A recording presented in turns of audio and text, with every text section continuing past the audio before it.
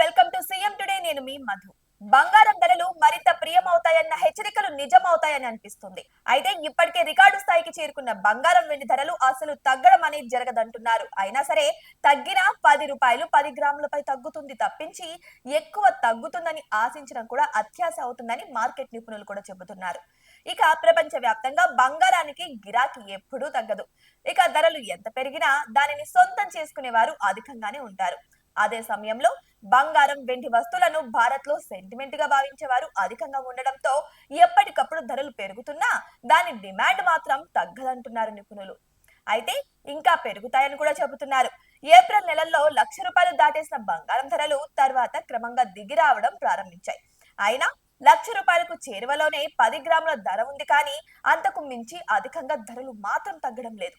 ఎందుకంటే పసిడిని కొనుగోలు చేయడం అంటే ఒక క్రేజ్ గా భావించేవారు పెద్ద మొత్తంలో కాకపోయినా సరే తమ స్తోమతను బట్టి కొనుగోలు చేయడంతో ధరలు పెరుగుతున్నాయని వ్యాపారులు చెబుతున్నారు. ఇక ఈ ఏడాది ప్రారంభమైన నాటి నుంచి ధరలు పరుగులు ఆగడం లేదు. ఇక వెండి ధరలు కూడా అదే సమయంలో పరుగులు పెడుతున్నాయి పసిడితో సమానంగా. అయితే వెండి ధరలు కూడా పసిడితో సమానంగా పెరగడంతో రెండింటి ధరలు మధ్యతరగతి ప్రజలకు అందుబాటులో లేకుండా పోయాయి.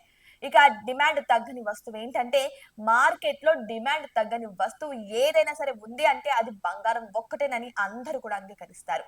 అందుకే బంగారం వెండి వస్తువుల క్రయ విక్రయాలకు ఒక సీజన్ లేకుండా పోయిందని మార్కెట్ నిపుణులు సైతం అంగీకరిస్తారు. ఇక ఈ రోజు దేశంలో బంగారం ధరలు స్వల్పంగా పెరిగాయి. ఇక వెండి ధరల్లో కూడా స్వల్ప పెరుగుదల కనిపించింది.